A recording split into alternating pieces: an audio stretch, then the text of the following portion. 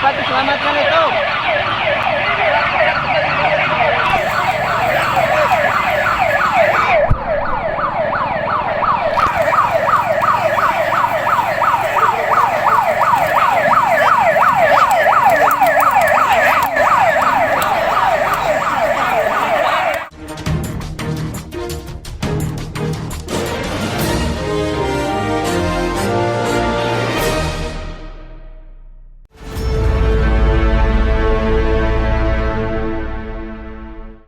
Halo, apa kabar Anda semua? Semoga selalu sehat, tetap semangat, dan saya selalu setia menemani Anda bersama dengan Bung Rocky Gerung dari Rocky Gerung Official Forum News Network. Ya, Bung Rocky ya, kita begitu ya, pokoknya situasinya selalu semangat terus dalam situasi apapun. Ya, semangat karena kita melihat tanda-tanda kerusakan itu betul-betul kasat mata tuh. Ada mahasiswa yang dibanting di aspal dan itu disaksikan oleh wartawan internasional. Beritanya udah sampai seluruh dunia tuh. Ada berita untuk memastikan bahwa Ibu Mega tetap akan menuntun ideologi kita dengan jadi dewan pengarah, mengarahkan ideologi. Itu cuma ada di negara-negara otoriter, di mana ada dewan yang mengarahkan ideologi itu. Itu juga kekerasan verbal. Ya. Lembaga riset yang diarahkan BRIN kan? Iya, BRIN, tapi ada mengarahkan, ada dewan pengarah tuh, jadi nggak boleh kemana-mana. Pada itu lembaga riset artinya dibutuhkan berbagai macam perspektif, nggak boleh hanya satu arah. Mengarahkan artinya sudah ada satu arah gitu kan. Ya, itu ya. yang menuju pada negara totaliter sebetulnya, kayak ideologi fasisme itu hanya boleh ditafsirkan oleh Hitler. Soal begitu, Maoisme yang hanya bisa diputuskan oleh Mao Zedong gitu. Jadi soal-soal beginian itu menimbulkan kesan bahwa memang Indonesia sedang menuju ke arah otoritarianisme. Ya, di lapangan ada praktek otoritarianisme, membanting demonstran. Demonstran itu tubuhnya itu hanya berisi pikiran, itu ngapain mesti dibanting gitu. Dia cuma melakukan protes dan protesnya itu verbal. Mahasiswa nggak pernah bikin kekerasan, dibanting kekerasan tuh. Jadi kita lihat kontrasnya di jalan dan di istana tuh. Ini keadaan kita sebetulnya. Ya. Nah, oke, sebelum kita bahas itu tadi yang juga menarik kan sekarang sudah ada deklarasi Barisan Celeng Berjuang gitu. Ini adalah antitesa dari PDI Banteng yang berjuang. Ya, saya habis bicara tadi dalam 2 jam lalu dengan beberapa milenial itu. Dan tahu isu-isu itu, mereka membahas bagaimana mungkin mahasiswa dibanting. Ini milenial yang ya SMA kelas 3 atau mahasiswa kelas 1 yang baru mau mendaftar. Melihat fakta-fakta di lapangan itu, lalu mereka berpikir Indonesia seperti apa nih? Manggil saya masih Om Rocky itu. Dan kemudian mereka lihat juga nih kok, dia juga nonton FNN, bagaimana mungkin ada partai yang hanya bicara soal seruduk menyeruduk itu, banteng menyeruduk, terus celeng membalas itu. Mereka menganggap ini PDIP nggak paham tentang politik modern. Orang udah bicara tentang environmental ethics tuh. Kan mereka mau dengar bagaimana misalnya Ganjar bicara tentang perlindungan lingkungan, demikian juga Puan atau PDIP. Jadi ini satu lapisan pemilih baru yang mungkin tahun 2024 atau 2027 apalagi udah pasti masuk dalam kotak suara untuk memilih. Mereka inilah yang harusnya menonton pertarungan gagasan antara capres-capres ini, yang ada adalah pertarungan ledekan itu.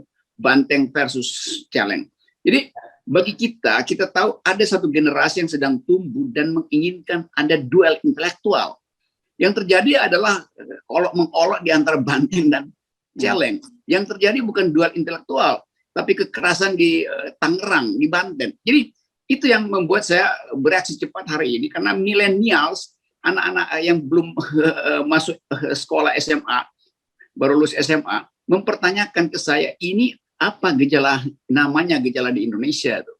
Bukankah Indonesia ada Pancasila, kenapa mesti banting-bantingan? Bukankah Indonesia menganut banyak tokoh pemikir di masa kemerdekaan? Kenapa tiba-tiba Indonesia jadi soal banteng, seruduk, celeng marah, baris lagi? Nggak ada yang mereka sebut pembicaraan mengenai dunia di depan gitu. Jadi bayangkan misalnya soal semacam itu. Apalagi mereka mendengar soal ideologi, dia bingung. Apa sih itu ideologi? Gimana tiba-tiba ada ideologi diarahkan oleh seorang ketua partai? Itu ajaib.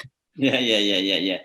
Nah, kalau kita bicara soal kemunduran itu kan berarti ada demonstran di Banting dan sebagainya, itu sebuah kemunduran demokrasi. Dan ini ada sebuah studi yang saya kira sangat menarik yang dilakukan oleh Profesor Bill Liddell dengan Saiful Mujani, ini salah satu muridnya dari Profesor Liddell. Yakni yang dia menulis tentang Indonesia _2 Jokowi Sidelines Demokrasi. Nah, ini kan orang kemudian tiba-tiba jadi teringat beberapa hari yang lalu muncul sebuah pujian dari seorang profesor dari negeri tetangga bahwa Jokowi itu seorang jenius. Tapi kemudian ada seorang profesor lagi yang punya reputasi, saya kira jauh lebih mentereng, punya penilaian yang berbeda. Ini tentu saja kan sangat menarik, Bung Rocky. Ya, itu Pak Liddell saya kenal. Saya pernah makan di rumahnya tuh di Columbus, Ohio, mungkin 20-30 tahun lalu ketika saya masih muda itu, udah ikut seminar-seminar di Amerika itu. Dan dia orang sederhana, tapi dia punya perhatian yang luar biasa pada Indonesia. Dia paham karena dia riset soal politik daerah Sumatera, dan dia terkenal sebagai Indonesianis yang bermutu. Walaupun dulu ada pertentangan karena Bill Liddell selalu melihat Indonesia dari perspektif kebudayaan, bukan dari perspektif politik ekonomi seperti Ben Anderson misalnya. Tetapi Pak Liddell paham yang disebut aspek kultural di dalam politik Indonesia itu. Nah, dia karena dia lama mengamati, dia bisa terangkan apa sebetulnya watak politik Orde Baru dalam versi pendekatan kulturalisme itu. Nah, sekarang dia lihat juga Pak Jokowi sebagai semacam Zeude Orde Baru itu. Saya kira begitu dalilnya, menyembunyikan sebut aja kekasaran politik dengan jargon-jargon yang seorang-orang berbudaya itu disembunyikan di dalam tema-tema itu, seperti nawacita soal berbudaya, revolusi mental itu sesuatu pendekatan yang seolah-olah mentereng. Nah, itu yang tidak dipahami oleh si profesor satu ini, si Kishore siapa namanya itu, Mahbubani, ya. Iya, karena dia memang pinjol, berusaha untuk nyari muka pada kekuasaan kan. Begitu keadaannya. Kita tahu dulu juga kita kritik sebetulnya Profesor Bill Liddell karena seolah-olah dia membenarkan otoritarianisme Soeharto itu memang melekat pada atau setara atau senafas dengan kultur Jawa itu yang selalu ingin mengendalikan secara sentralistik. Tapi sekarang Pak Bill Liddell mengerti apa yang sebetulnya harus diwajibkan sebagai imperatif dalam sistem demokrasi. Karena itu dia anggap bahwa ya udah demokrasi artinya terpinggirkan itu. Hari-hari ini dibawa kepemimpinan Pak Jokowi. Nah, sekarang orang bertanya, jeniuskah Presiden Jokowi ketika dia meminggirkan demokrasi? Bukan sekedar sebagai konsep, karena dia nggak ingin oposisi, itu artinya demokrasi dia nggak peduli, karena tidak ada oposisi. Tapi juga yang diperlihatkan di jalan raya di Tangerang, di mana mahasiswa dibanting. Dan Presiden coba kita mau dengar apa yang dia mau ucapkan dari kejeniusan dia tentang praktek demokrasi yang kasar seperti itu. Itu sebetulnya yang jadi kemarahan kita hari ini, kemarahan terhadap ketidakmampuan Presiden Jokowi untuk mengarahkan bangsa ini pada peradaban demokrasi yang otentik. Iya, ya.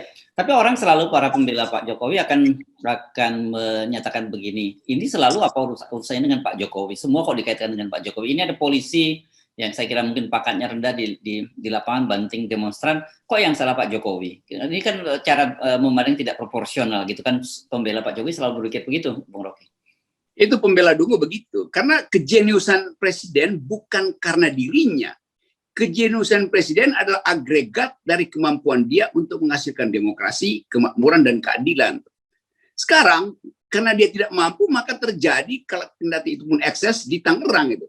Jadi dibantingnya seorang mahasiswa itu menunjukkan bahwa Jokowi gagal untuk menyatakan bahwa kemanusiaan yang adil dan beradab harus mendahului kekasaran kepolisian. Walaupun polisi dibekali oleh alat-alat kekerasan, tapi demokrasi tidak menghendaki penggunaan kekerasan. Nah, itu yang disebut kejeniusan Jokowi. Jokowi buta huruf terhadap itu. Kalau dia jenius, mestinya 20 menit ketika berita beredar, dia sudah tampil di publik dan kasih semacam teguran. Wah, saya pemimpin Indonesia tidak menghendaki ada kekerasan di jalan, karena itu bertentangan dengan kejeniusan saya. Kalau sampai setelah 20 menit dia masih diam doang, artinya pelangak-pelongoknya yang keluar tuh. Nah, seorang jenius tidak mungkin pelangak-pelongok terhadap fakta di lapangan yang sekarang jadi pembicaraan dunia. Saya dapat berita itu justru dari teman-teman di Amerika, mempertanyakan ini kenapa ada kekerasan semacam itu. Padahal ini era yang betul-betul kita inginkan agar supaya di ujung kepemimpinan Pak Jokowi ada semacam peradaban politik demokrasi itu. Nah, ini sebetulnya yang menjadi tamparan bagi si Profesor Kishore. Mungkin dia malu sekarang, barusan belum 3 hari dia omong kejeniusan, yang terjadi adalah kebrutalan gitu, atau ketololan kebijakan. Tapi saya kira mungkin kalau kita memahami background dia sebagai warga negara Singapura, kita jadi paham. Karena bagaimanapun meskipun negara itu maju, negara kaya dan sebagainya, dalam demokrasi dia sangat miskin Singapura itu. Ya itu yang saya maksud kemarin, bahwa dia sebetulnya frustrasi dengan keadaan di Singapura, karena nggak bisa si Kishore ini mengkritik pemerintah Singapura, itu ditangkap tuh. Di Singapura nggak ada kebebasan berbicara, nggak ada kebebasan demokratis. Dia makmur, tetapi pengendalian sentralistik di Singapura, politiknya tetap politik yang anti perbedaan itu. Jadi dia membandingkan itu dengan Jokowi. Nah, kalau begitu memang setara Presiden Jokowi dengan sistem politik yang dipilih oleh Singapura, yang bahkan dari zaman Soeharto udah sama itu, yaitu menegakkan stabilitas. Memang kemakmuran dijamin, tapi psikologi orang Singapura selalu merasa dibayang-bayangi terus oleh kekuasaan, oleh pemerintah. Nah, di situ kesetaraan antara Jokowi dan Singapura. Kalau dibilang setara secara kemakmuran, jomplang-jomplang betul. Tapi setara di dalam ketidakmampuan berdemokrasi, ya itu kejeniusannya tuh. Jadi dia jenius di dalam membatalkan demokrasi itu, atau meminggirkan demokrasi dalam pengertian di leader tadi. Aksi kekerasan terhadap para pengunjuk rasa ini kan sebenarnya sudah berulang kali terjadi. Tapi saya sendiri juga setuju karena videonya ini langsung orang semacam mana, kalau sebenarnya ini semacam apa ya? Semacam video yang langsung di depan kamera betul, dan ini mengejutkan dunia ya videonya. Saya memang mendapatkan video itu beredar di mana-mana, dan Anda betul bahwa teman-teman di luar negeri juga mempertanyakan pada saya apa sebenarnya yang sedang terjadi di Indonesia. Ini kemana ini menurut Anda arahnya akan berjalan? Ini pertanda yang sangat keras bahwa seluruh pujian pada Jokowi batal hanya dengan video yang viral itu tuh. Jadi bagaimana mungkin para cebong ini mau menyelamatkan muka Jokowi sebagai seorang jenius, sementara kekasaran itu ada di jalan raya tuh, dan ditonton seluruh dunia. Jadi sekali lagi, sebetulnya politik bohong-membohongi ini langsung dibatalkan oleh fakta itu tuh.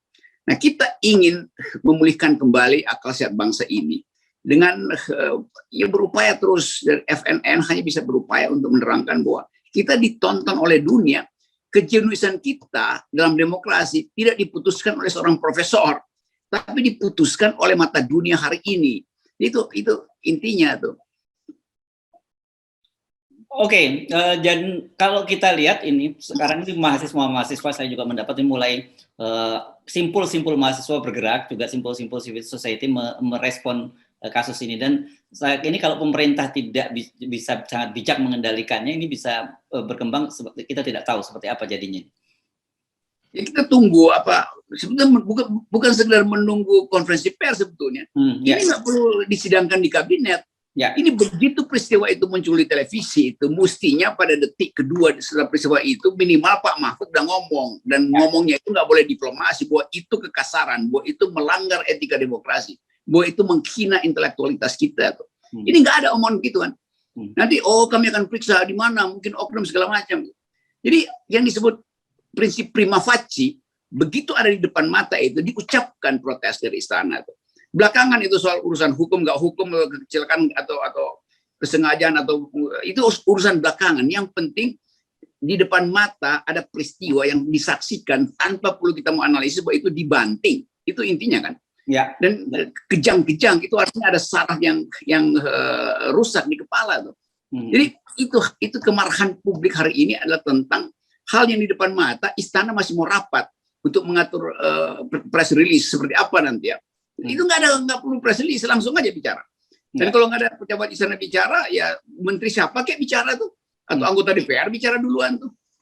Jadi memang kemunafikan tuh ada dalam kekuasaan. Dan ya udah, apalagi kita mesti betul kemunafikan, takut untuk melihat realitas lalu berupaya membungkus, dan itu yang mereka sebut sebagai kejeniusan tuh. Jadi peristiwa di Tangerang ini, mahasiswa di Banting ini langsung nggak perlu saya kira argumentasi dari Pak Bill Lidl, ini pun langsung dibatalkan oleh peristiwa kejeniusan itu langsung dibatalkan oleh peristiwa di ya, betul. Ya, oke. Baik, terima kasih Bung Rocky Gerung. Oke. Dan kita menuntut agar supaya kebiadaban itu segera diakhiri itu. Walaupun kita tahu ya nggak mampu juga akhirnya Jokowi, tapi kita sebagai masyarakat sipil mencatat itu sebagai kejeniusan dari seorang dungu. Oke, makasih. Oke.